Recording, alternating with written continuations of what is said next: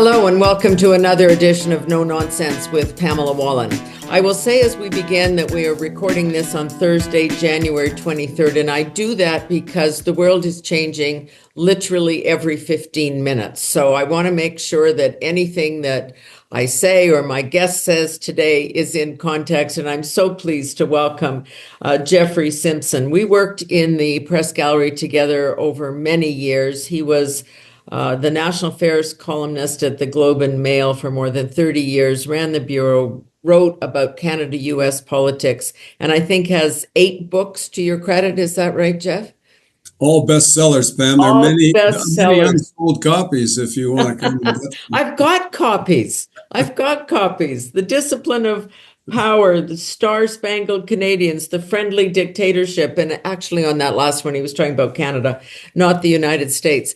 But I wanted to go back to Jeffrey. He had written a piece about the Liberals and the issues facing the Liberals just late last year, and that's what twigged me. But by the time we got our schedules together, the world has changed, of course. The Prime Minister has signaled his intention to resign. There's a Liberal leadership. Donald Trump has been sworn in, so the landscape is changing. Jeffrey, welcome. Great to see you. Nice to see you, Pamela. Or All Senator. right, Sorry, I should treat you with the respect that goes with No, Pamela is just fine. So where shall we start? Shall we start with Mr. Trump, who today was speaking at Davos? That group of people filled with voices and ideas and concepts that he detests, and he gave a pure campaign speech similar to the one he gave on the day he was being sworn in. And we are, of course, doing battle over tariffs. So why don't you just take a crack at that, where you think we are? I don't think Donald Trump is capable of giving any kind of speech other than a variation of his campaign speech. Yeah, I literally don't think so. I mean, you and I and many of the people who are watching us would remember previous inaugural speeches by presidents. And what they try to do, yes, they talk about some of the things that they intend to do or would like to do as president, but it's really an appeal to the better angels of America's nature, to quote Lincoln, the higher. And that speech was just like a speech he would have given in Eastern Pennsylvania. It was. And so it doesn't surprise me that he goes overseas and gives a variation of that speech. I don't think he's capable of giving a very thoughtful speech that goes beyond the things he said in the campaign. And I think we have want to give a different speech. I think that's what he believes. That's what motivates him. That's fine, but and that is true, obviously. But it shows you, in a sense, the narrowness of the man, that he can't give a speech other than a variation on the one he's given many, many times. And most of those speeches, of course, are paeans to himself in one form or another. God sent me here. I escaped the perniciousness of the United States judicial system. I smote my enemies. I'm expanding America's empire. Me, Donald Trump's doing this. I mean, so I am not a psychiatrist. I've watched him from a distance for a long time. I'm aware of the condition of narcissism. Yes. But I'm not a psychiatrist who could analyze what happens when you go way beyond narcissism.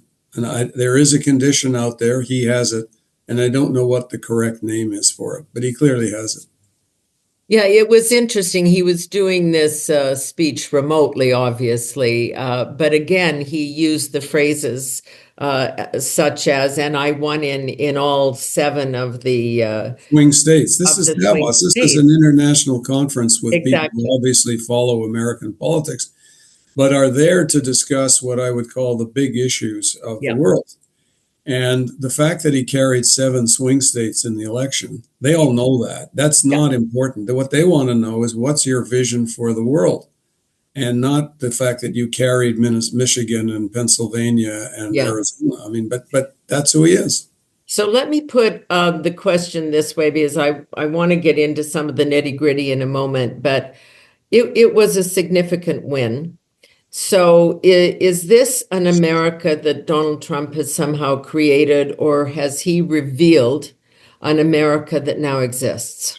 That's a very, very, very good question. And I think it's the fundamental question, because if one arrives at the conclusion as a result of his double victories that this is a personal phenomenon, not to be repeated because of his particular skills and gifts that very few other people would have in public life, then you can say, okay, fundamentally, the United States hasn't changed much.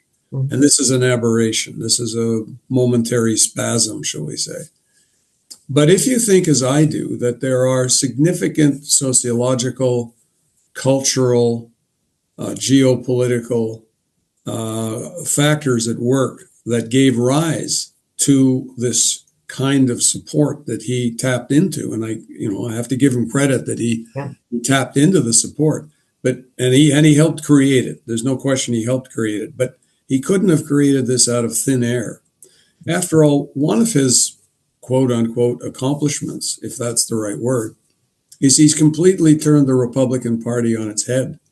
The Republican Party, as we in Canada remember, when we were negotiating free trade with the United States way back when, the first one, the Canada-US, the Democrats in the majority in the Congress voted against it. Yeah. The Republicans voted in a majority for it. That's how it passed. And under Ronald Reagan, the Republican Party was the free trade party.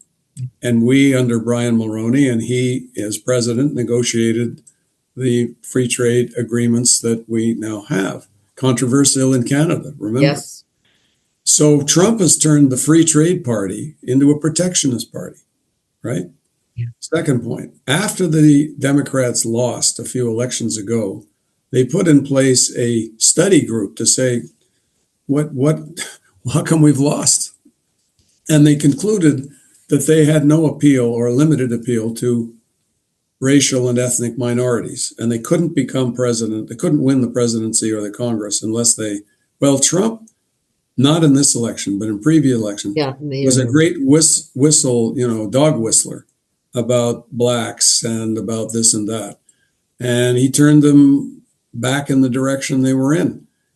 By the way, his comments in the election campaign about immigration, that's dog whistling of the first order. But he was intuitive enough to know that that would have an appeal for blacks. Why? Because immigrants coming in, taking low-income jobs, was a threat for low-income blacks. And it's interesting that his vote went up among blacks. Yeah. And I think that's one of the reasons why. All of which is to say, I think the United States, we could go on a lot more about this, now sees itself as a country that is internally racked with problems and put upon. Last point, Democrats believe that allies of the United States are what are called force multipliers. In other words, they help you project your power because they're your friends in different regions. Trump and the Republicans always believed that too, always. They were quite internationalist.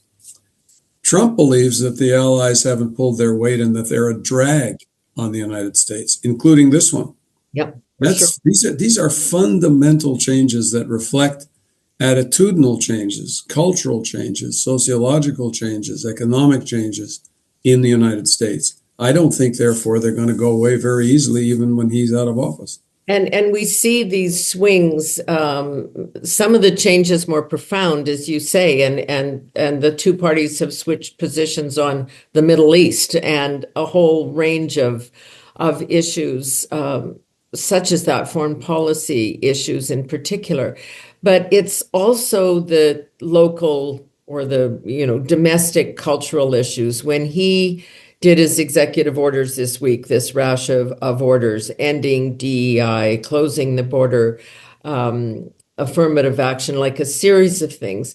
It's wildly popular, speaking to that issue that you talk about, which is why the Black community is more concerned about illegal immigrants, because it's a numbers game, and they are taking the jobs. But all of those things are very, very popular, and not just at his MAGA rallies, but everybody thinks not everybody, many people think the Democrats, under them, the pendulum swung too far to the left. Well, I agree with that. I'll come back to that point because there's a Canadian angle on this. I think the two overriding issues in the United States, they were both issues and sentiments.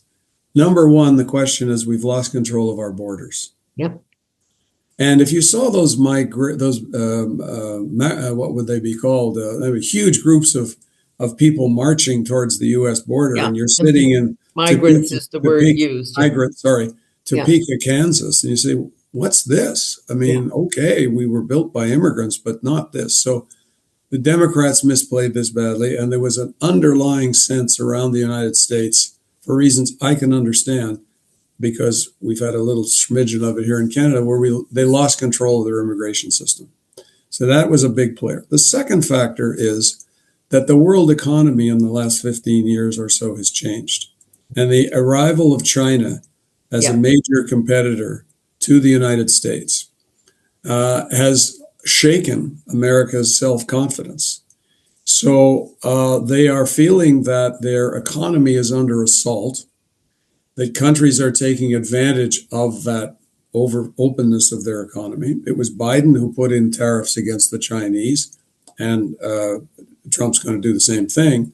The difference is that Trump's now going to put them on allies too. So Right. there's the sense that the world has changed economically to the detriment of the United States, and that we Americans have been allowing others to take advantage of the strength of our economy and the laws that we have. So the economy, inflation, jobs lost, and immigration were the two drivers. And on your last point, the Democratic Party, and this is a lesson that the Liberal Party of Canada did not learn, and we'll see what happens in the leadership.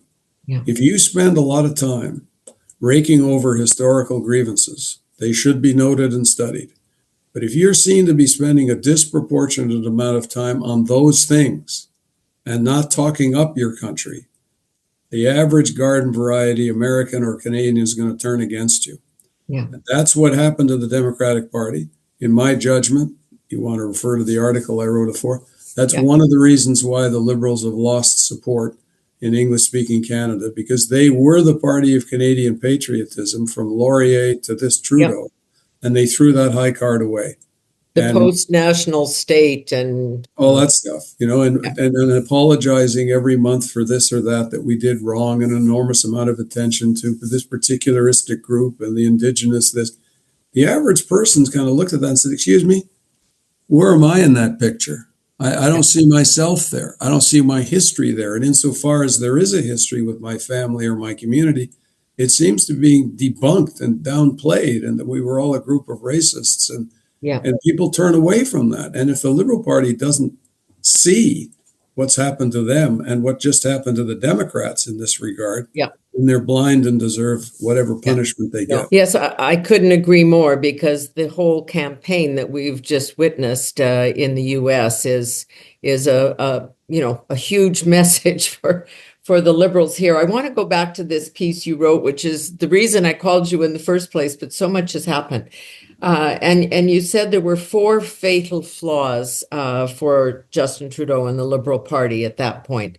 The 4 I's, you called it: incumbency, inflation, immigration, and identity. And by that, I'm assuming you mean identity politics. So let's just get into that, because incumbency is an issue, and we just did witness that in the US too. I think increasingly voters in all countries have about a 8 to 10 year attention span and just go, okay, enough of you. We need to try the next one and go and get your act together. It just seems to be that's where we've come.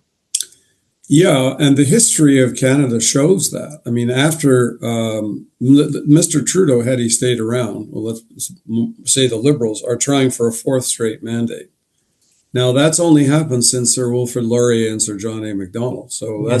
that's you're asking a lot. Secondly, after Mackenzie King left, every prime minister has served, roughly 8 or 9 years, unless they were defeated earlier, like Kim Campbell and so on. Right. So again, you're running up against the sense, which is the most difficult sentiment in the public to turn around, which is it's time for a change. And Yep. that comes after, there's no specific date, 7 or 8 or 9 years. Other presidential systems have a fixed limit, as we know. Parliamentary systems, it's this kind of sense. And history shows that since the Second World War, roughly, you get 2 terms, you get 8 years, 7 years, 9 years, but no more. Thank you very Yeah. much. And And so time. that's what I meant by incumbency, right? Yeah. So let's just expand on that a moment. So of course, Mark Carney's bid is all about trying to be the change from within. Um, and I mean, it's an experiment, and nobody believes he's an outsider. He's been working very closely with the Liberals for a long time on key matters. But is there a case for change from within? Does that separate it from that other group of you've had 8 years now out? Well, change can come in one of two ways. It can come inside the party, or it can come because you're out of office and you're forced to make a change. Yeah. Think back to Trudeau's father, right? He Yep. came in 65 and became the party leader in 68. And that was a big change for the Liberal Party with a dynamic new leader, and they won an election and so on and so forth. So yeah, the party can turn itself over internally and appeal to the public with a new face and some new ideas, as was the case with Pierre Trudeau. In the case of what we're witnessing now, I don't think I'd call Mr. Carney an insider. Why? It's true that he announced that he was a Liberal some time ago, Right. and that he gave speeches at Liberal-oriented think tanks and so on and so forth. But Pamela, there's a huge difference between being out of politics and actually in politics. I don't think anybody who's fair-minded would look at his CV and not be impressed. I've actually read most of his book called Values. Exactly. It's fantastic. Yeah. As an intellectual exercise. And the jobs he's had have been high profile, very important, complicated jobs. So I think from a point of view of his skill set outside politics, pretty impressive. But the skills you need to be successful in politics are not those necessarily that you build up in the areas of life that he's been active in. And therefore, he isn't an insider in the sense that he has understood and participated in the inside of politics. So that's the great test for him. I saw his opening press conference or announcement. I was underwhelmed in the extreme. Yeah, I said, boy, he's got a lot to learn about communication and contact with people. People who don't have high-flying jobs and earn a lot of money, those people will see Mark Carney and say, hey, he's kind of my kind of guy. But if you're struggling along and you don't have anything like the economic chops the academic chops that he has, he's going to be portrayed as an elitist and maybe out of touch. And the only way he can combat that is if he demonstrates a kind of political instinct that he may have. He may have them, but we haven't seen those instincts yet, and they'll be put to the test in the next few months. As Michael Ignatieff discovered, that it's hard to come back into a country and not have that sensibility about what's gone on. That's true. The difference, I would say, is twofold. That Ignatieff, for whom I have a great deal of respect as a writer and as a thinker and as an intellectual, he had literally been out of the country for a long period of time. And he was what I just described him. He was an intellectual, he was a writer, he was a thinker. Carney has been back in the country now for some time. He was only out of it for the time he was running the Bank of England. And he has been in the private sector making decisions or advising the companies for which he worked. So he has much more sort of hands-on life experience of things like in the private sector. I think it's very interesting in the moment, forgive me to make this point. Carney is somebody who's got tremendous credentials outside politics. We'll see if he has the chops for being a politician. His adversary, Mr. Poilievre, from the time of 15 to today, has done nothing but politics. So he's got tremendous experience in politics and political skills, et cetera, but he's never done anything outside politics. Nothing. Nothing in the universities, nothing in the private sector, nothing in trade unions, nothing. It's just politics. So here's one man who has great experience outside of politics and very little inside.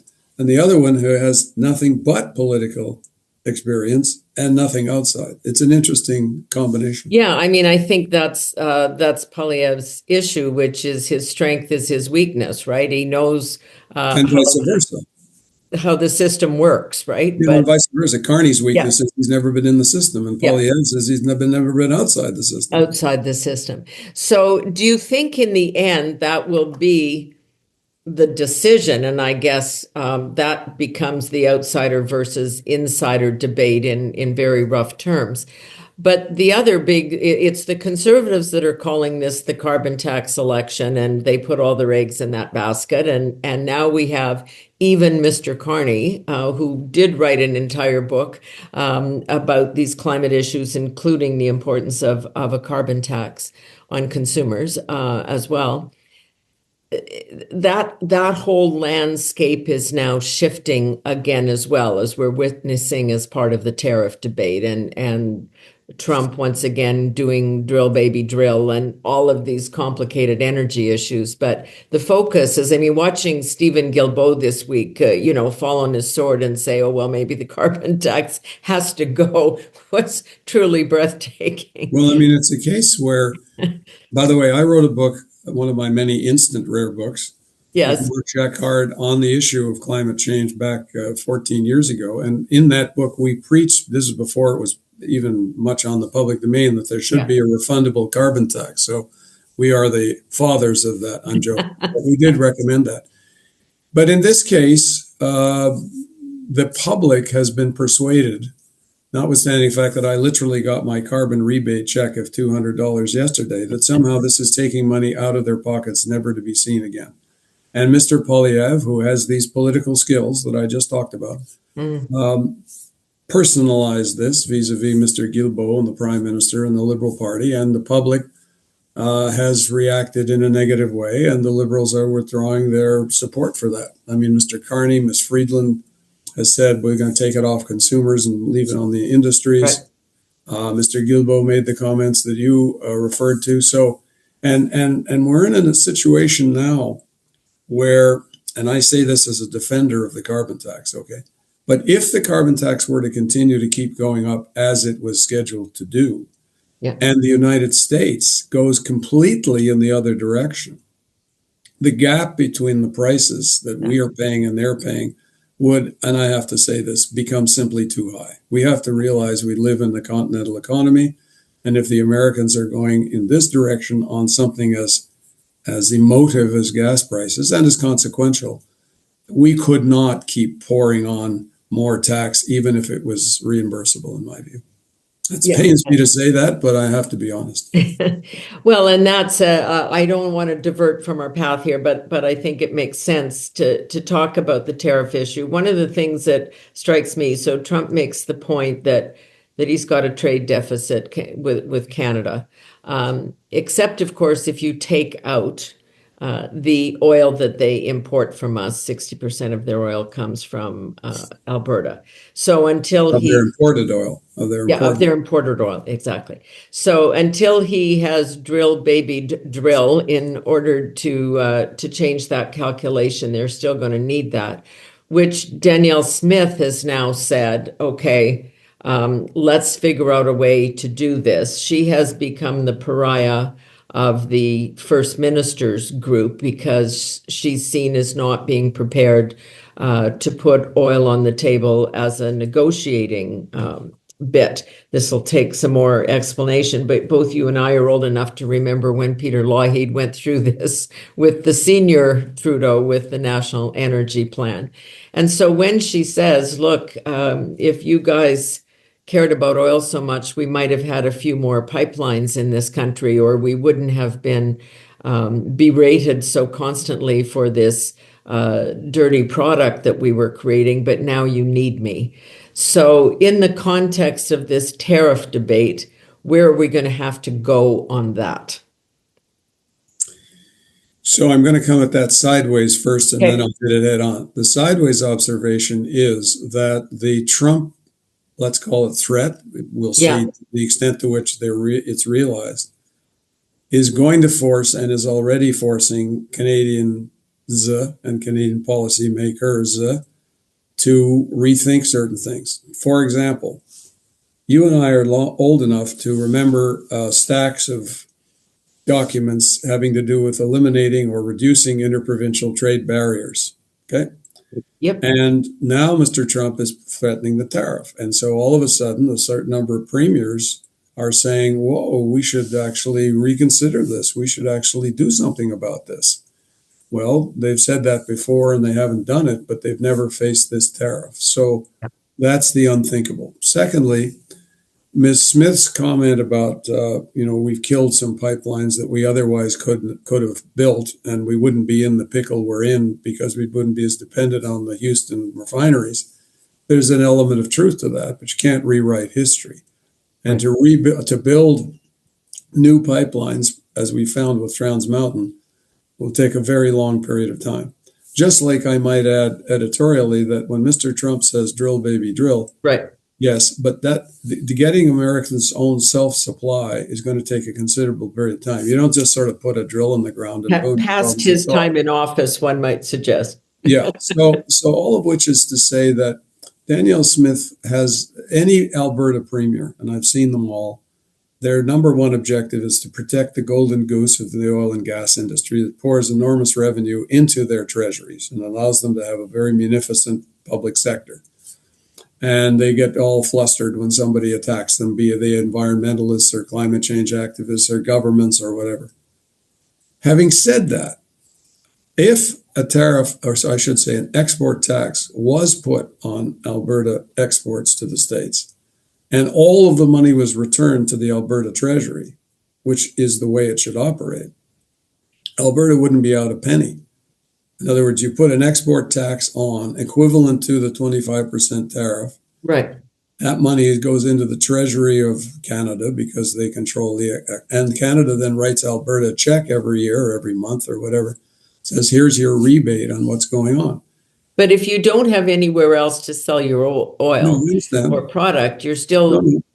No, that's an absolutely fair point, but we can't solve that problem in the short period of time that we have. So actually, it's one of those curious situations where we actually have a captive market here, where the Americans can't turn around and say, okay, let's bring in oil because those refineries can only refine a certain kind of oil. Right. So we've got a captive market, which is to our detriment, and in this case, to their detriment. They would love to be able to have a multiplicity of sources, I'm sure, and tell Alberta, go away if you want to put an export tax. But if they can't turn away, you put the export tax on and you collect the revenue and you give it to the province of Alberta. That's what I would do if I was in the federal government. And I really, the Alberta sense of being put upon by the rest of the country and by the federal government is very deep. It's very widespread. I understand that. I've been there countless times. But in this instance, when the whole country in a variety of ways faces this kind of threat, the tariffs aren't being directed at Alberta. They're being directed at everything.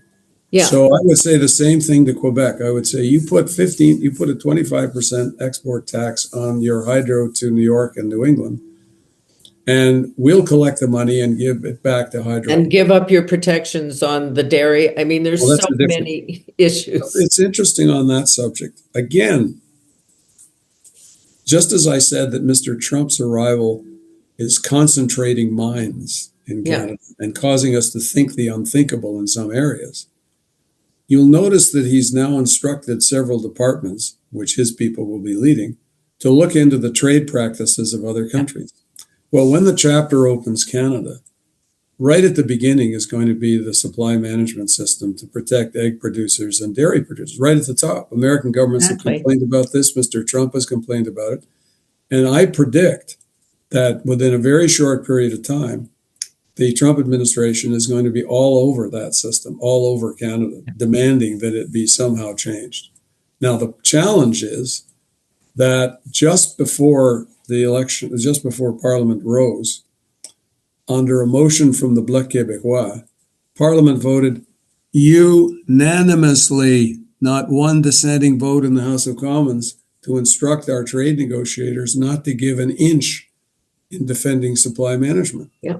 It got held up in your body, the Senate, thank God. But nonetheless, so the Parliament of Canada, all parties, are unanimous in their support for this system. And I think Mr. Trump's going to come down quite hard on it.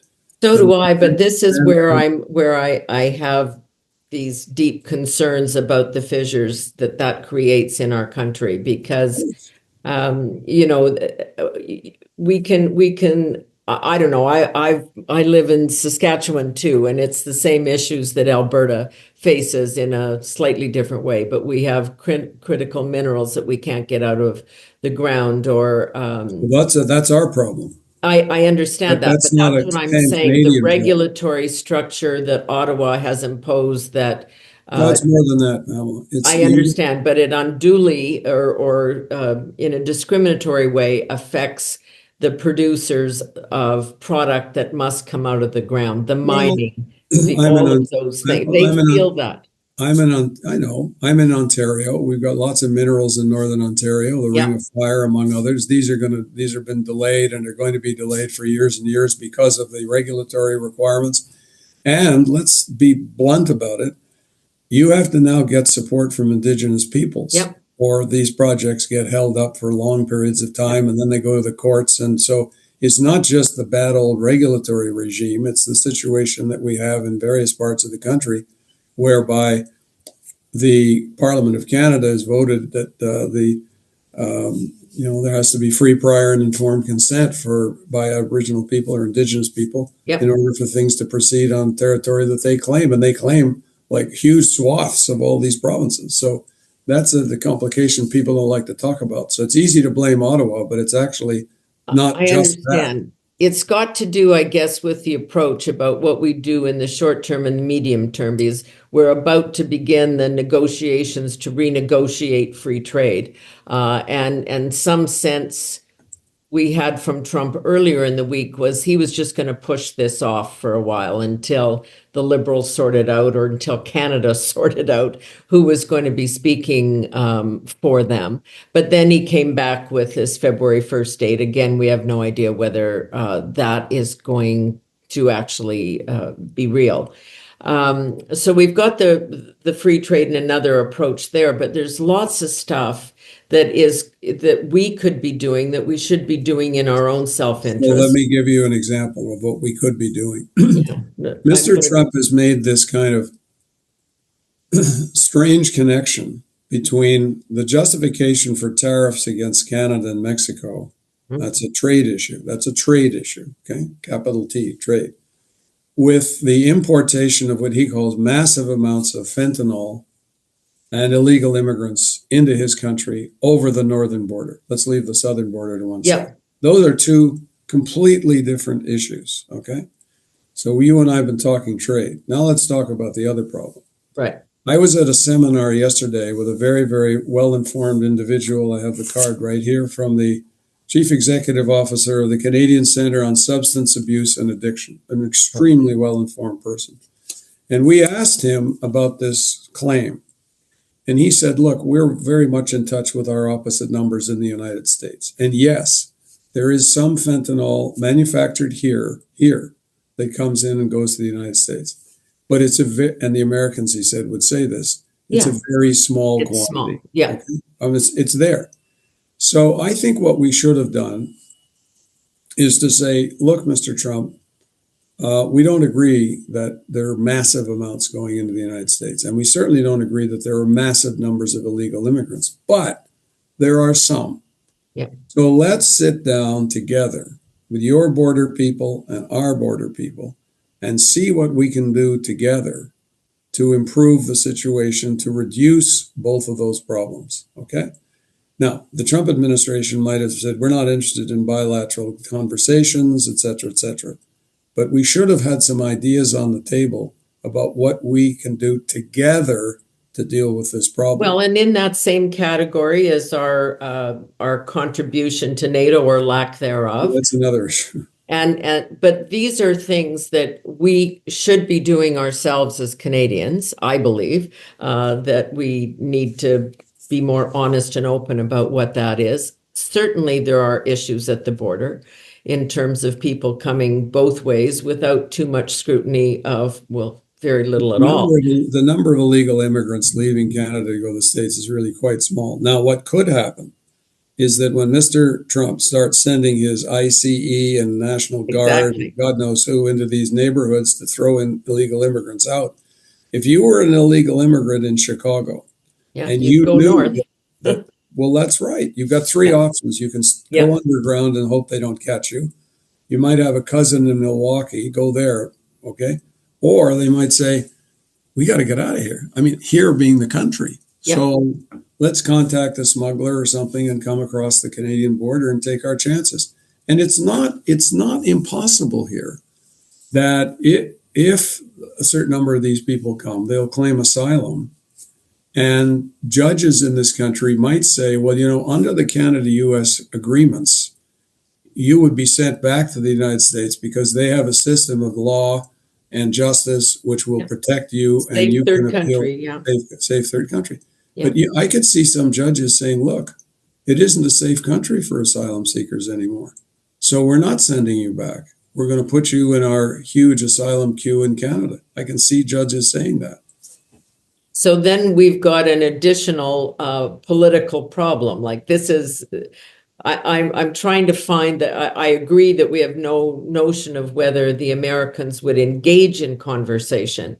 But don't you think we should be trying on all these fronts at once to say, we're going to be doing some things about this. Here's our, the prime minister was talking about getting helicopters for the border and Yeah. got some. Yeah, no, we got a couple of drones and so on, but Yeah. that's okay. But remember, it was a great success actually after the terrorist attacks, where there was great concern about the border. We were all Yeah. concerned about terrorism. John Manley, wonderful man who was in the cabinet, and one of his opposite numbers, Tom Ridge in the United States, Yeah. sat down and we in Canada came up with a number of ideas as to how we could deal better with terrorist threats of people crossing the border. This was a very successful effort on both sides. And that's the kind of model that I think we can use now. But we can't accept the proposition as a beginning point that that's Mr. Trump's phrase, Right. massive numbers. We don't want to get caught in Trump's rhetoric here. We want to just say, look, we have a problem. It's not as big a problem as you're making it out to be, but it is a significant problem. It may get worse. So let's sit down and see what together we can do here. The Mexican border, we don't want to get involved with. It's a completely different border situation. So there's just so many things. I guess my question on this one is, do we have the political will? We have this love-hate relationship with the United States. And you're referencing at the time, I remember I was in New York in the post 9/11 time as consul general there, and there was a lot of discussion about perimeter security, and then nobody would have to worry about the 49th. But we didn't want to have that conversation because that would impact our sovereignty. We've also got a question, legitimate question about our ability on what the Americans call the deliverability issue, and then we adopted that as well. That we have the capacity in our system, in our political system, to engage in these larger issues and to have these cross-border discussions that aren't just, okay, now we're negotiating free trade or now we're doing this, to really take initiative ourselves and present that. Okay. Good question. And my answer to that is definitely yes. And I'll explain why. Okay. When you're the big country, which is the United States, you got a range of things you got to think about in terms of the world, and again about the rest of other countries and other issues, and you're distracted by the Middle East, and you're distracted by this and that and China. So it's harder for them to get a focus on the bilateral issues.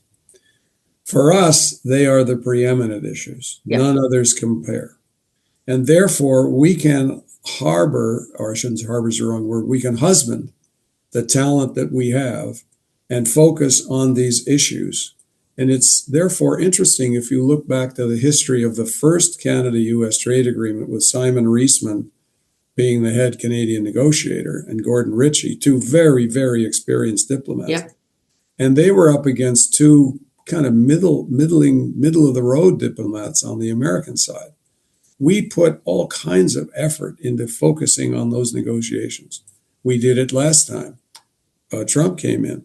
So what we have in this country are a fairly large number of experienced trade negotiators, because we've negotiated 50 trade agreements around the world, and we've had negotiated 3 of them with the Americans and 2 with the Mexicans. So we can focus in a way that makes it difficult for them to focus.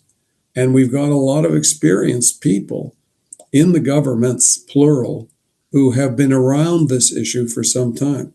So if our political leaders seize the moment and say, we need to think hard now about what we're going to do with this new situation we've just described vis-a-vis the United States, we've got the talent to do that. And I'm confident that we can.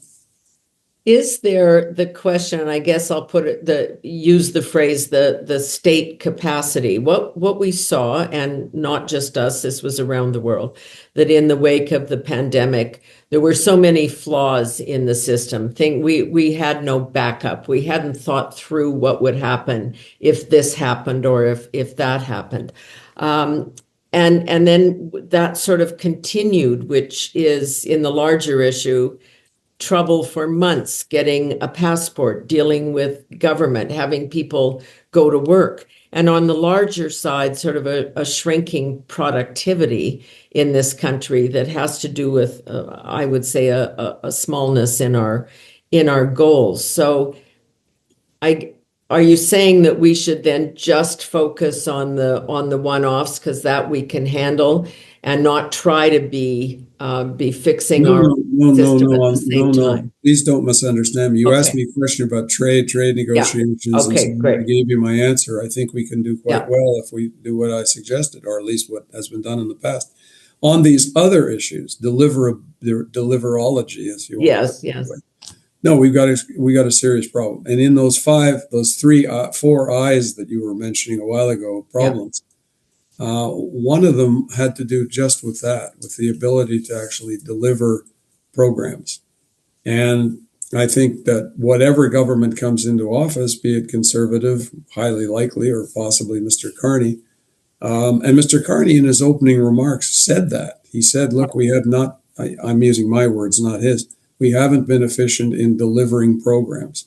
So there's a real need in the federal government for a look at how to better deliver government programs.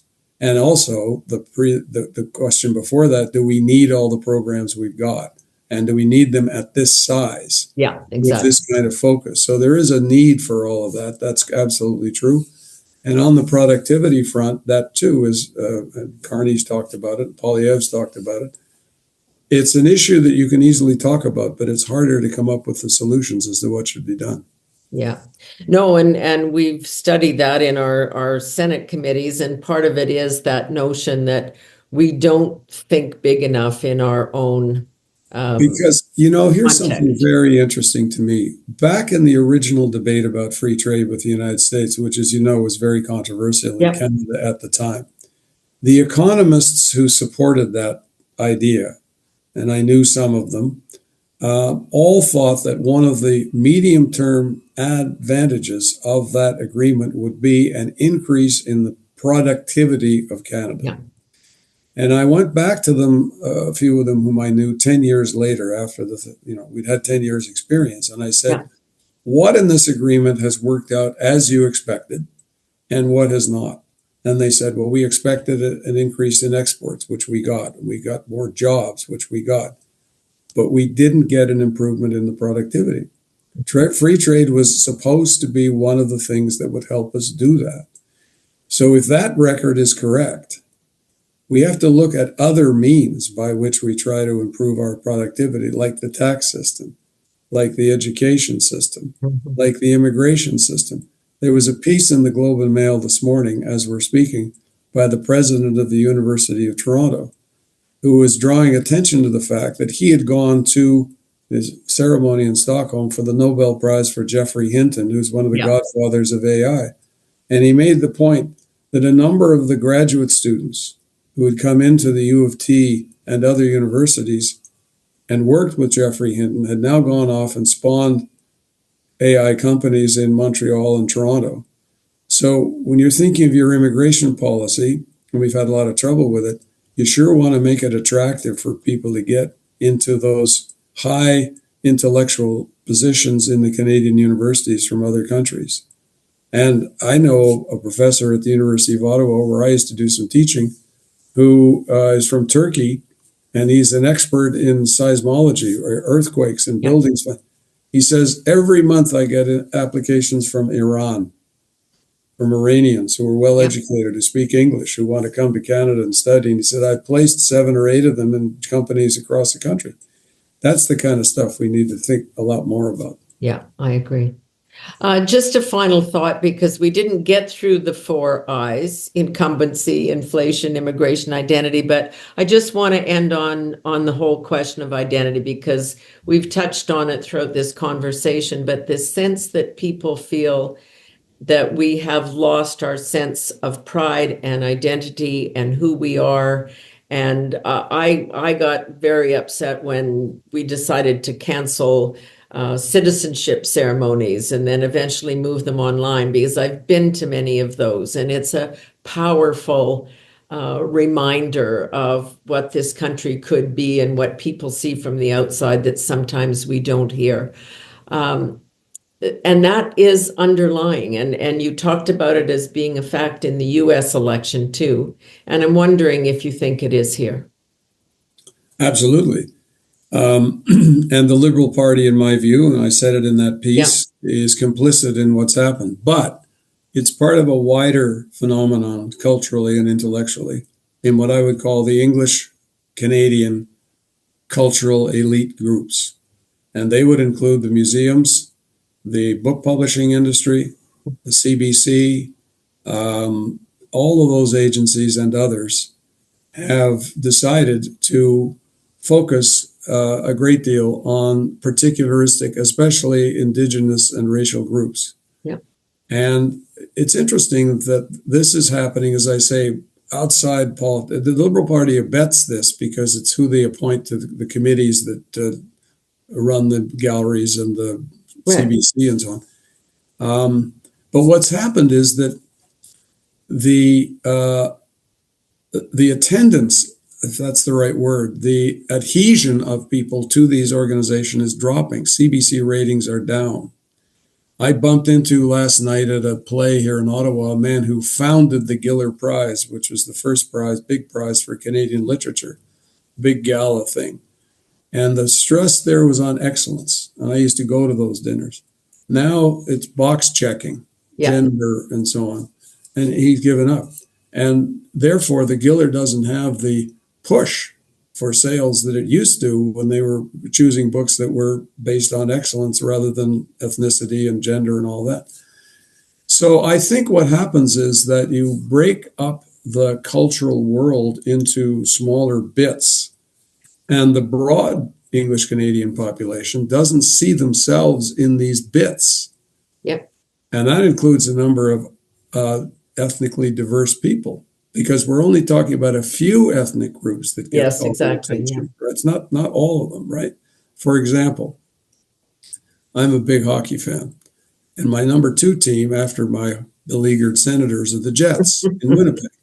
Yeah. Every winter I go in January to watch the Jets. People think I'm out of my mind, but I love it. I went the other night, Filipino night. Filipino night. How many people do you think are of Filipino extraction in Winnipeg? Well, larger. 87,000. Yeah. 87,000 Filipino people in Winnipeg. Now, they're not the ones that are complaining. They're not the ones that are getting this particularistic attention. And I could give you other groups of that kind.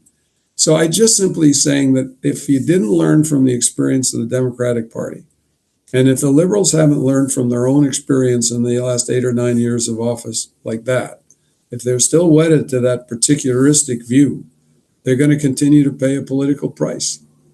And the trick for the Conservatives, because you have to be careful how you phrase this, is we're going to be the party for all Canadians as a whole. Okay. And we're not going to divide the country up into little segments and little groups like this. Exactly. This is, we're for Canada, and we're going to play things up. I'll give you one last example. Nobody ever asked me, but if I'd been writing a column, I would never have had Truth and Reconciliation Day. Right. Because what that does is simply remind people over and over again of that which we've already known, which is that that was a bad thing for Indigenous people. I would have called it Aboriginal Achievement Day. Yeah. And I would have celebrated the achievements of Aboriginal people in the military, in the wars, in culture, Exactly. in business and industry. Celebrate rather than endlessly every day, every year have an apology. I think that's not the right way to go. Yeah, no, I think that, and again, that's what we're seeing to some degree stateside, is that much more There's a celebratory. reaction against it right now. Exactly. DEI is being withdrawn in the Absolutely. universities and in business. And the Democratic Party, I'm absolutely sure, will be doing an internal review of all of this, and will be less attached to that approach than they've been for some years. We shall watch with great interest. I've really enjoyed this conversation, Jeff, and I see you're paying attention 1,000% to everything that goes on in your No, I'm far country. out of it. I'm a has-been now. It was great for those of you who read him on a regular basis. He was a national affairs columnist in the Globe and Mail on politics and a broad range of issues, and brings a perspective, because you actually were born in the U.S. And I think that, I know even from my time living there, it gives you a much different perspective when you see your own country from outside its borders. It helps.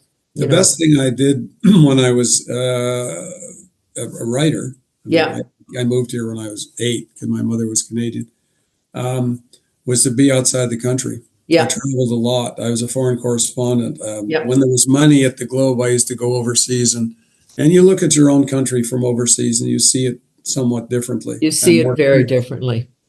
Great to talk with you. Thank you, Pamela. Nice to talk to you. Hope we'll do it again sometime. Jeffrey Simpson, and the author of 8 books. You find those amazing books that are rare, as you say, but rare books. We'll have that whole discussion about discipline of power at one point again, too, because people seem to lack it these days. Anyway, thanks again. And that is it for this edition of No Nonsense with Pamela Wallin. We'll see you again very soon as well.